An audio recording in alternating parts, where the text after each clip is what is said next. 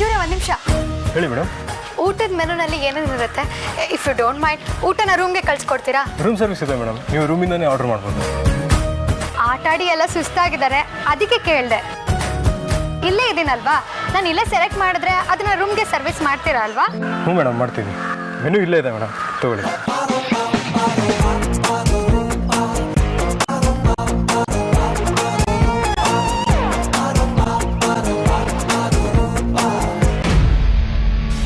ಅಮೂಲ್ಯ ಅವರೇ, ನಮ್ಮ resort hospitality ನಿಮಗೆ ಇಷ್ಟ ಆಯ್ತಾ? ಹಾಂ, ಚೆನ್ನಾಗೇ ಇದೆ. ಆದರೆ ನನ್ನ ಆನ್ಸರ್ ಮೇಲೆ ನೀವು ಯಾವುದನ್ನು ಡಿಸೈಡ್ ಮಾಡಬೇಡಿ. ಅದ್ಯಾಕೆ ಹಾಗೆ ಹೇಳ್ತೀರಾ? ಕಸ್ಟಮರ್ ಫೀಡ್ಬ್ಯಾಕ್ನ ನಾವು ತುಂಬಾ ಸೀರಿಯಸ್ ಆಗಿ ತಗೋತೀವಿ. ನಾನು ತುಂಬ ರೆಸಾರ್ಟ್ ನೋಡಿತಿದ್ರೆ ನೀವು ಇದನ್ನು ಚೇಂಜ್ ಮಾಡಿ, ಅದನ್ನು ಅಡಾಪ್ಟ್ ಮಾಡಿ ಅಂತ ಹೇಳ್ಬೋದಿತ್ತು. ಆದರೆ ನನಗಿದೆಲ್ಲ ಹೊಸ ಎಕ್ಸ್ಪೀರಿಯೆನ್ಸ್ಗೆ ಇಂಪಾರ್ಟೆನ್ಸ್ ಜಾಸ್ತಿ ಮೇಡಮ್. ಯಾಕಂದರೆ ಫಸ್ಟ್ ಟೈಮ್ ಬಂದಾಗ ಎಲ್ಲದನ್ನು ಕ್ಲೀನಾಗಿ ಅಬ್ಸರ್ವ್ ಮಾಡ್ತಾರೆ.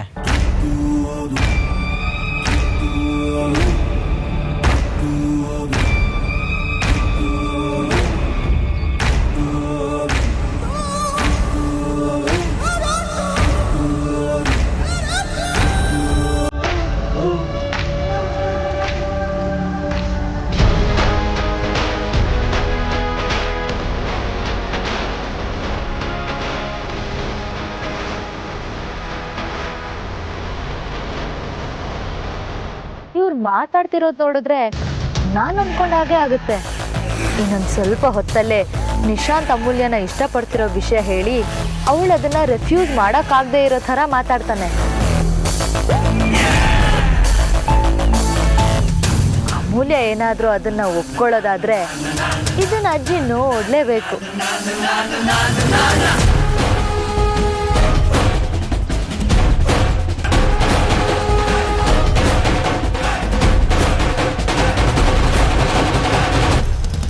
ಎಂಗೇಜ್ಮೆಂಟ್ ಮಾಡ್ಕೊಂತ ಹೇಳಿದ್ದು ನಿಮ್ಮ ಮಗನೇ ಅಂತ ನೀವು ನನಗೆ ಹೇಳ್ಬೋದು.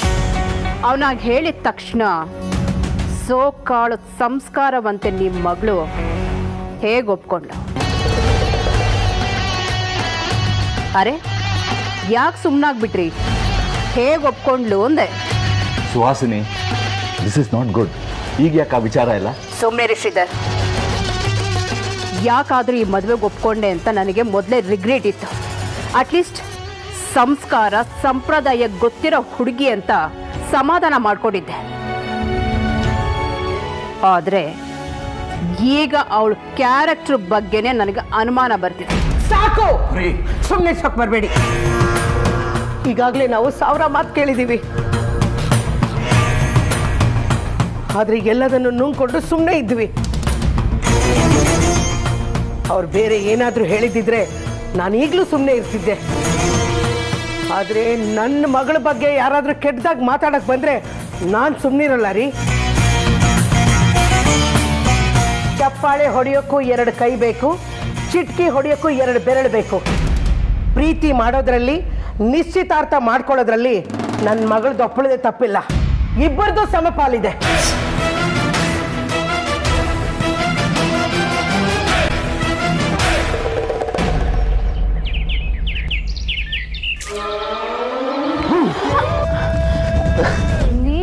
ನಂಗೆ ಎಷ್ಟು ಭಯ ಆಯ್ತು ಗೊತ್ತಾ? ಭಯನಾ? ನಿಮ್ಗೆ ಯಾಕ್ರಿ ಭಯ? ಇವತ್ತು ಇಡೀ ಫ್ಯಾಮಿಲಿ ನಿಮ್ಮ ಜೊತೆಗಿದೆ, ಜೊತೆಗೆ ನಾನು ಇದ್ದೀನಿ.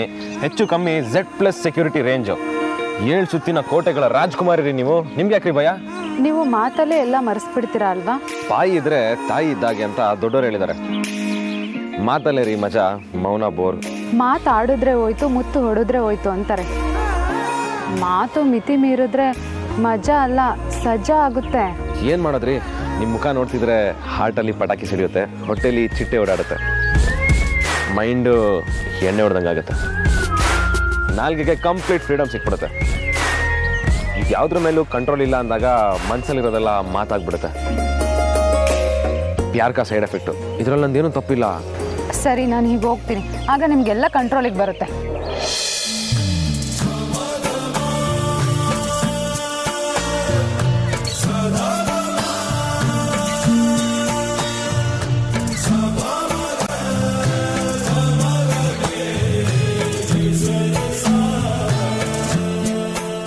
ಏನ್ರಿ ನೀವು ಮತ್ತೆ ಹೋಗೋ ಮಾತಾಡ್ತಿರಲ್ಲ?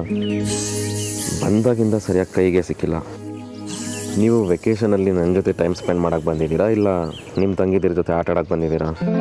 ವಿಕ್ಕಿಯವರೇ, ಅದು ಏನಾಯಿತು? ಈ ಕಾಸ್ಟ್ಯೂಮಲ್ಲಿ ನೀವು ಎಷ್ಟು ಚೆನ್ನಾಗಿ ಕಾಣಿಸ್ತಿದ್ದೀರಾ ಗೊತ್ತಾ? ನೀವು ಯಾಕೆ ಯಾವಾಗಲೂ ಚೂಡಿದಾರ್ ಹಾಕಲ್ಲ? ದಿನ ಹಾಕಿದಿದ್ರೆ ನಿಮ್ಮ ಹತ್ರ ಈ ಮಾತು ಕೇಳಿಸ್ಕೊಳಕ್ಕೆ ಆಗ್ತಿರ್ಲಿಲ್ವಲ್ಲ, ಅದಕ್ಕೆ. ಪರವಾಗಿಲ್ಲ ರೀ, ನೀವು ಕೌಂಟ್ರ್ ಕೊಡ್ತೀರಾ. ಅಲ್ಲಿಗೆ ಇವತ್ತು ಸ್ಪೆಷಲ್ ಡೇ ಅನ್ನಂಗೆ ಆಯಿತು. ಒಂಥರ ಸ್ಪೆಷಲ್ ಡೇನೇ, ಆದರೆ ಯಾಕೆ ಕೇಳಿದ್ರಿ? ಸ್ಪೆಷಲ್ ಡೇ ಅಂದಮೇಲೆ ಅದನ್ನು ಸೆಲೆಬ್ರೇಟ್ ಮಾಡಬೇಕಲ್ವಾ? ಈಗ ಅದನ್ನೇ ಅಲ್ವಾ ಮಾಡ್ತಿರೋದು. ಇದಕ್ಕಿಂತ ಸ್ಪೆಷಲಾಗಿ ಸೆಲೆಬ್ರೇಟ್ ಮಾಡ್ಬೋದಲ್ಲ? ಅರ್ಥ ಆಗಲಿಲ್ಲ. ಈಗ ಆಗತ್ತೆ.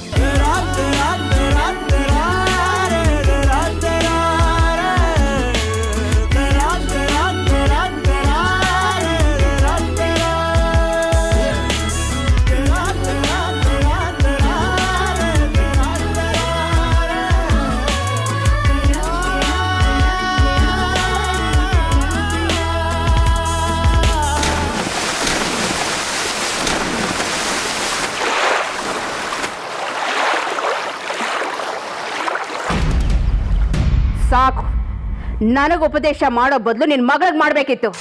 ಹೇಳೋದನ್ನೆಲ್ಲ ಹೇಳಿನೇ ಬೆಳೆಸಿರೋದು. ಈಗ ಅವರು ಚಿಕ್ಕ ಮಕ್ಕಳಲ್ಲ.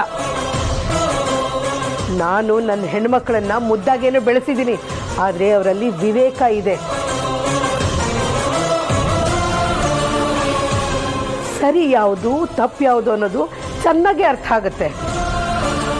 ಆರ್ತಿ ಯಾವತ್ತು ತಲೆ ತಗ್ಸೋ ಕೆಲಸ ಮಾಡಿಲ್ಲ, ಮಾಡೋದು ಇಲ್ಲ ಅನ್ನೋ ನಂಬಿಕೆ ನನಗಿದೆ. ನಡೆದಿರೋದನ್ನ ನಡೆದಿರೋ ಥರನೇ ಒಪ್ಕೊಂಡು ಮುಂದಿನ ಮಾತುಕತೆ ಮಾಡ್ಕೊಳ್ಳೋದು ಒಳ್ಳೆಯದು. ನಾವು ಅದಕ್ಕೆ ತಯಾರಿದ್ದೀವಿ ಕೂಡ. ನೀವು ಅದನ್ನೇ ಮಾಡಿದ್ರೆ ಚೆನ್ನಾಗಿರುತ್ತೆ. ಯಾಕೆ ಅಂದರೆ ನಾವುಗಳು ಒಪ್ಕೊಳ್ಳದೆ ಹೋದರೆ ನಿಮ್ಮ ಮಗ ಖುದ್ದಾಗಿ ಕರ್ಕೊಂಡು ಹೋಗಿ ಮದುವೆನೂ ಮಾಡಿಸ್ಬಿಡ್ತಾನೆ.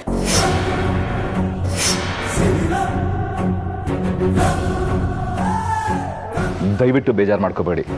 ನನ್ನ ಹೆಂಡತಿ ಮಾತು ಸ್ವಲ್ಪ ಖಾರವಾಗೇ ಇರುತ್ತೆ. ದಯವಿಟ್ಟು ಮನಸ್ಸಿಗೂ ಹಾಕೋಬೇಡಿ. ನಮಗೂ ವಾದ ತರ್ಕ ಚರ್ಚೆ ಮಾಡೋದಕ್ಕೆ ಇಷ್ಟ ಇಲ್ಲ ಬೀಗ್ರೆ. ಆದರೆ ನಮ್ಮ ಮಕ್ಕಳ ಮೇಲೆ ನಮಗೆ ಅಗಾಧವಾದ ವಿಶ್ವಾಸ ಇದೆ. ಅವರು ದಾರಿ ತಪ್ಪಲ್ಲ ಅನ್ನೋ ದೊಡ್ಡ ನಂಬಿಕೆ ನಮ್ಮದು.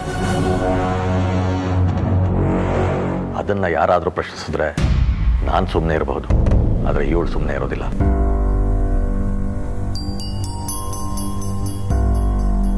ನಾಡಿದ್ದು ಪೂಜೆ ಇದೆ, ದಯವಿಟ್ಟು ಎಲ್ಲರೂ ಬರಬೇಕು. ಖಂಡಿತ ಬರ್ತೀವಿ ಬಿಗ್ರೆ. ಎಲ್ಲರೂ ಸೇರಿ ಒಟ್ಟಿಗೆ ಪೂಜೆ ಮಾಡೋಣ. ನಾವೇನು ಬರ್ತೀವಿ.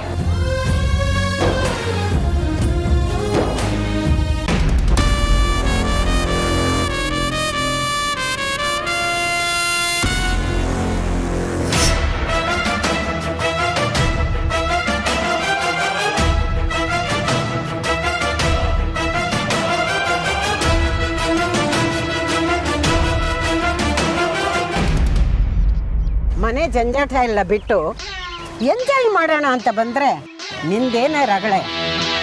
ಎಲ್ಲ ಚೆನ್ನಾಗಿದೆ ಅಂದ್ಕೊಂಡು ನೀವು ಎಂಜಾಯ್ ಮಾಡ್ತಿದ್ದೀರಾ ಅಜ್ಜಿ, ಆದರೆ ನಿಜವಾದ ವಿಷಯ ಗೊತ್ತಾದರೆ ಅದು ನೀವು ಹೇಗೆ ತಗೋತಿರೋ ಏನೋ. ಏನೇ ನಿಜವಾದ ವಿಚಾರ? ಅಮೂಲ್ಯ ಮತ್ತು ವೇದಾಂತ್ ಸಂಬಂಧದ ಬಗ್ಗೆ ಅಜ್ಜಿ. ಅದರಲ್ಲಿ ಏನು ನಿಜವಾದ ವಿಷಯ ಇದೆ? ಅವರಿಬ್ಬರನ್ನು ನೋಡಿದ್ರೆ ಗೊತ್ತಾಗಲ್ವಾ ಎಂಥ ಒಳ್ಳೆ ಜೋಡಿ ಅಂತ? ನೋಡಿದ್ರೆ ಗೊತ್ತಾಗಲ್ಲ ಅಂತಾನೆ ಈಗ ಸಪ್ರೇಟಾಗಿ ಕರ್ಕೊಂಬಂದು ಹೇಳ್ತಾ ಇರೋದು. ಅವರಿಬ್ರು ಲವ್ವರ್ಸು ಅಲ್ಲ, ಎಂಥದ್ದು ಅಲ್ಲ ಅಜ್ಜಿ. ಏನೇ ಹೇಳ್ತಿದ್ಯಾ? ಏನ್ ತಮಾಷೆ ಮಾಡ್ತಿದ್ಯಾ? ಅದಕ್ಕೆ ಹೇಳಿದ್ದಜ್ಜಿ, ನಾನು ಹೇಳಿದ್ರೆ ಅದು ನೀವು ಹೇಗೆ ತಗೊಳ್ತೀರೇನೋ ಅಂತ. ಆಕ್ಚುಲಿ ಅವರಿಬ್ರು ಲವ್ವರ್ಸೇ ಅಲ್ಲ, ಜೋಡಿನೂ ಅಲ್ಲ, ಸುಮ್ಮನೆ ಡ್ರಾಮಾ ಮಾಡ್ತಿದ್ದಾರೆ. ಸಾಕು ಸುಮ್ಮನೆ ಚಾಡಿ ಹೇಳಕ್ ಬರಬೇಡ. ಅವ್ರ್ಯಾಕೆ ಡ್ರಾಮಾ ಮಾಡ್ತಾರೆ? ನಿಮ್ಮನ್ನ ಮೆಚ್ಚೋಕಜ್ಜಿ. ವೇದಾಂತ್ ಮದುವೆ ಆಗದೆ ವಿಕ್ಕಿ ಮದುವೆ ಆಗಲ್ಲ ಅನ್ನೋ ಕಾರಣಕ್ಕೆ ಅವರಿಬ್ರು ಲವ್ವರ್ಸ್ ತರ ಡ್ರಾಮಾ ಮಾಡ್ತಿದ್ದಾರೆ. ನಿಮ್ಮನ್ನ ಯಾಮಾರಿಸ್ತಿದ್ದಾರೆ.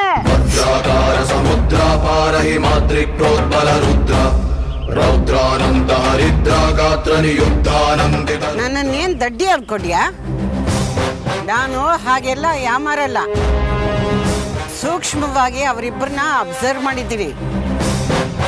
ಆದ್ರೆ ನನಗೆ ಅವರಿಬ್ಬರಲ್ಲಿ ಏನೂ ಕೊರತೆ ಕಾಣಿಸ್ಲಿಲ್ಲ. ಅವರಿಬ್ರು ನಿಜವಾಗ್ಲೂ ಪ್ರೀತಿಸ್ತಿದ್ದಾರೆ. ಸುಮ್ಮನೆ ನೀನು ಹುಚ್ಚುಚ್ಚಾಗಿ ಮಾತಾಡಬೇಡ. ಎಷ್ಟು ಚೆನ್ನಾಗಿ ಆಕ್ಟ್ ಮಾಡ್ತಿದಾರೆ ಅಂದ್ರೆ ನಿಮಗೂ ಅದು ಅರ್ಥ ಆಗ್ತಾ ಇಲ್ಲ. ನೋಡಿ ಸರಿಕಾ, ಸುಮ್ಮನೆ ಕೆಟ್ಟ ಬುದ್ಧಿ ಉಪಯೋಗಿಸಿದ್ರೆ ನಾನು ಸುಮ್ಮನೆ ಇರಲ್ಲ. ಅಯ್ಯೋ ಅಜ್ಜಿ, ನನ್ ಪ್ರೂಫ್ ಇಲ್ದೆ ಯಾವತ್ತೂ ಏನೂ ಮಾತಾಡಲ್ಲ. ಇವಾಗ ನೀವೇ ಹೇಳಿ, ಒಬ್ಬ ಹುಡುಗನ್ ಪ್ರೀತಿಸಿರೋ ಹುಡುಗಿ ಇನ್ನೊಂದು ಹುಡುಗನ ಜೊತೆ ಅಲ್ಲೇ ಹೊಡಿತಾಳಾ? ಅಂದ್ರೆ ಈಗ ಅಮೂಲ್ಯ ಆ ತರ ಹುಡುಗಿ ಅಂತಲ್ಲ ನೀನು ಹೇಳ್ತಾ ಇರೋದು? ಬರೀ ಹೇಳೋದಲ್ಲ ಅಜ್ಜಿ, ವಿತ್ ಪ್ರೂಫ್ ತೋರಿಸ್ತೀನಿ. ಅವ್ಳು ಸರಿ ಇಲ್ಲ. ಆಗ್ತೇನೆ ನೋಡಿ ಬಾಯಿ ಮೇಲೆ. ಆ ಹುಡುಗಿ ಬಗ್ಗೆ ಹಾಗೆಲ್ಲ ಕೆಟ್ಟದಾಗಿ ಮಾತಾಡಬೇಡ. ಅಜ್ಜಿ, ಸಿಕ್ಕಾಕೊಳ್ಳೋವರೆಗೂ ಎಲ್ಲಾರು ಒಳ್ಳೆಯವ್ರೆ. ಬನ್ನಿ, ಅವ್ರೆಂತವ್ರಂತ ನಿಮ್ ಕಣ್ಣಾರೆ ನೋಡೋದು ಅಜ್ಜ, ತೋರಿಸ್ತೀನಿ.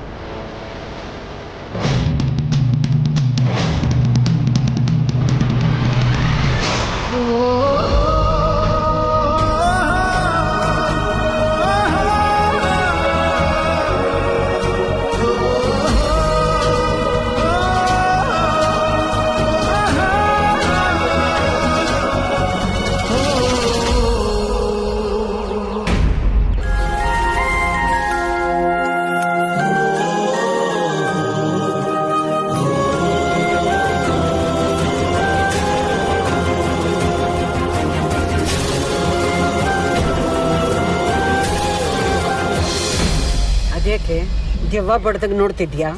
ಇಲ್ಲ ಅಜ್ಜಿ, ಅದು ಆಕ್ಚುಲಿ ಏನ್ ಸಾಕು ಸುದ್ದಿ ಇರು. ನನಗೂ ಅವರಿಬ್ಬರ ಬಗ್ಗೆ ಅನುಮಾನ ಆಯಿತು. ಪಿಕ್ನಿಕ್ಗೆ ಬಂದಮೇಲೆ ಪಕ್ಕ ಆಯಿತು ಅವ್ರದ್ದು ನಿಜವಾದ ಪ್ರೀತಿ ಅಂತ. ಅಯ್ಯೋ ಹಾಗಲ್ಲ ಅಜ್ಜಿ. ಏನು ಹಾಗಲ್ಲ ಅಂತೀಯ? ಆಟದಲ್ಲಿ ವೇದ ಅಂತ ಅವಳಿಗೆ ಚೆಂಡು ಹೊಡಿದೆ, ಸೋತಿದ್ದನ್ನ ನೋಡಿದ ಮೇಲೂ ಇನ್ನೂ ಅನುಮಾನನ? ಅವನ ಪ್ರೀತಿ ಇಲ್ದಿದ್ರೆ ಹಾಗೆಲ್ಲ ಮಾಡ್ತಿದ್ದ? ಸುಮ್ಮನೆ ಬೇಡದೇ ಇರೋದನ್ನೆಲ್ಲ ಯೋಚನೆ ಮಾಡೋದನ್ನ ಬಿಡು.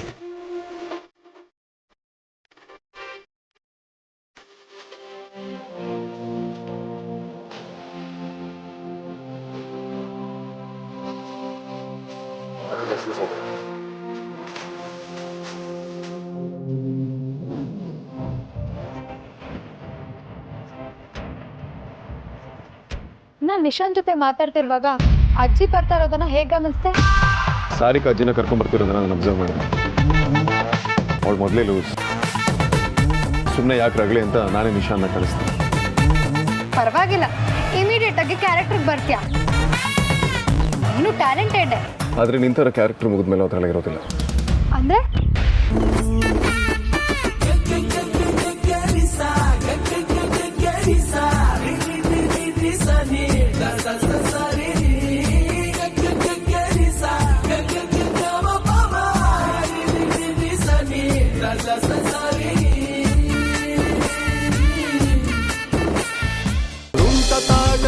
ಒಂಟಿ ಸೂರ್ಪನಕಿಯೇ ಪ್ರೀತಿ ಪಾತಕಿಯೇ ತುಂಬ ಸಾಕು ಸಖಿಯೇ.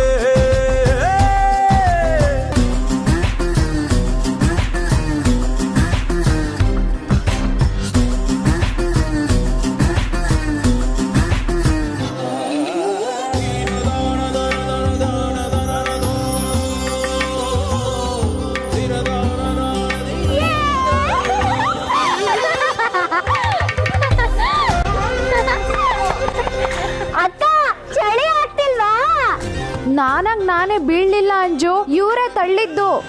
ಇಬ್ರು ಹಾಗೆ ಲೆವೆಲ್ ಬಿದ್ದೋದ್ವಿ. ಸರಿ ಅಂಜು, ನೀನು ಹೋಗು, ಎಂಜಾಯ್ ಮಾಡು. ಇಲ್ಲಪ್ಪ, ನಂಗೆ ಭಯ ಆಗುತ್ತೆ. ಅಯ್ಯೋ ಏನು ಆಗಲ್ಲ, ಹೋಗಮ್ಮ. ಅವಳಿಗಷ್ಟೆಲ್ಲ ಹೇಳೋಳು, ನೀನೇ ಹೋಗ್ಬೋದಲ್ಲ.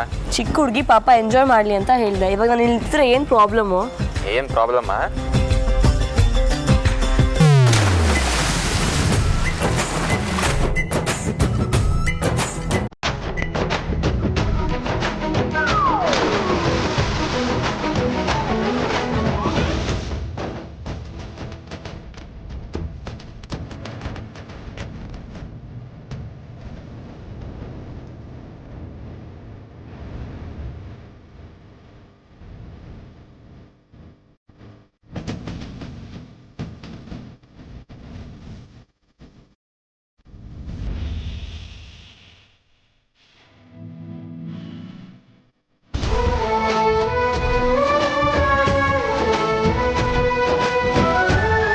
ಶ್ರೀಕಾಂತ ನೀವು ಬಂದ್ರಿ?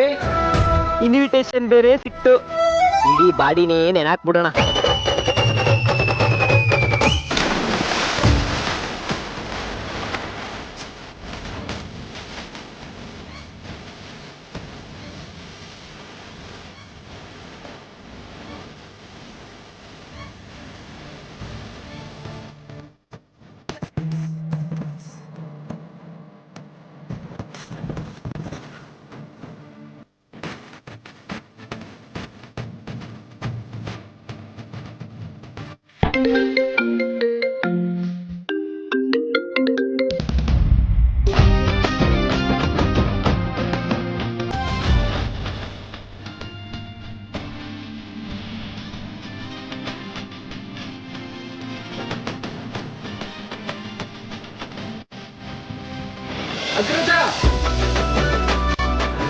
ಕರ್ಕೊಂಡು ಬಾ, ಇಲ್ಲಿ ಸಕ್ಕತ್ತಾಗಿದೆ.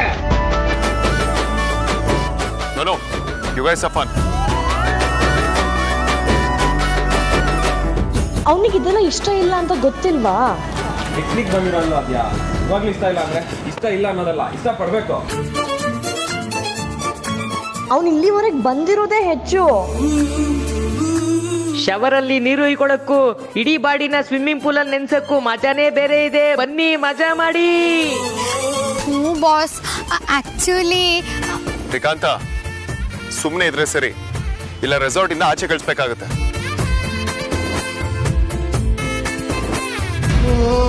ಥತ್ತೇರಿಕೆ, ನನ್ನ ಆಸೆಗೂ ಕಲ್ಲಾಕ್ಬಿಟ್ಟ. ನಾನು ಒಬ್ಳೆ ಹಾರಿ ಇವನು ಇಲ್ಲೇ ಇದ್ರೆ ಅಜ್ಜಿ ಅದನ್ನು ನೋಡಿ ಅದ್ರ ಬಗ್ಗೆನೂ ಅನುಮಾನ ಪಟ್ಟರೆ ಕಷ್ಟ. ಈ ಲವ್ವಲ್ಲಿ ಮಜಾನೇ ಇಲ್ಲಪ್ಪ. ಅಲ್ಲ, ಸ್ವಾತಂತ್ರ್ಯನೇ ಇಲ್ಲ ಅಂತೀನಿ.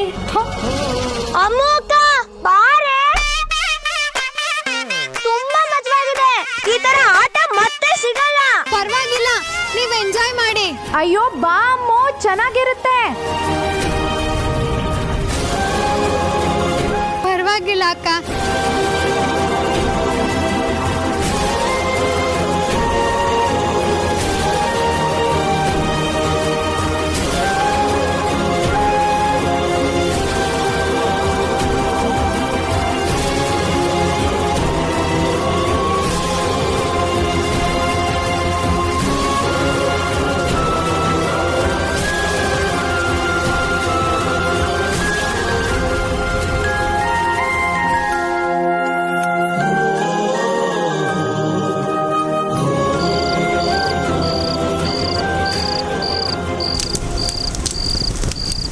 ಗಂಡ ಹೆಂಡತಿಗೆ ಬರೆದಿರೋ ಕತೆ ಅಂತೆ. ಅದೇನು ಬರೆದಿದ್ದಾನೋ ನೋಡೇ ಬಿಡೋಣ. ಮಡದಿ ನೀ ತಿರುಗಿ ನಲ್ಲೆಯಾಗು, ಮತ್ತೆ ಮಧುಚಂದ್ರ ಕರೆದಂತಿದೆ. ನವಿರು ನಲುಮೆ ನೆನಪಾದಂತೆ ಮತ್ತದೇ ಮಳೆ ಸುರಿದಂತಿದೆ. ಕೀಟಲೆಗೆ ಕೆನ್ನೆ ಚಿವುಟುವುದಿಲ್ಲ, ಕಿವಿಯಲ್ಲಿ ಗಾಳಿ ಊದುವುದಿಲ್ಲ. ಮೂಗ ತುದಿಯನ್ನೊಮ್ಮೆ ಗಟ್ಟಿ ಹಿಡಿದು ಬಿಟ್ಟಾಗ ಸರದಿಯಲ್ಲಿ ಸೀನುವುದಿಲ್ಲ. ಏನೆಲ್ಲ ಮಾಡುವುದಿಲ್ಲ ನೀನು. ಹೆಂಡತಿಯ ಸೀರೆಯುಟ್ಟು ಹುಡುಗಾಟ ಮರೆತಂತಿದೆ ನೀನು. ಕೇವಲ ಕಾಳಜಿಯ ಹೆಸರನ್ನಿತ್ತು. ಹುಡುಗರಿಗೆ ಎಂಥ ಎಡವಟ್ಟಾಸಗಳೆಲ್ಲ ಬರುತ್ತಾ? ಅದು ಚೆನ್ನಾಗಿದೆ.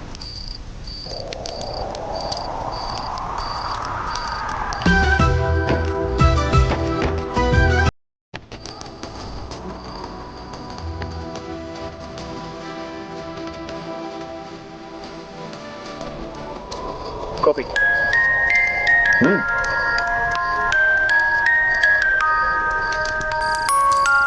ಥ್ಯಾಂಕ್ಸ್. ಆ್ಯಕ್ಚುಲಿ ಚಳಿ ಆಗ್ತಿತ್ತು. ಗೊತ್ತು. ಚೀರ್ಸ್.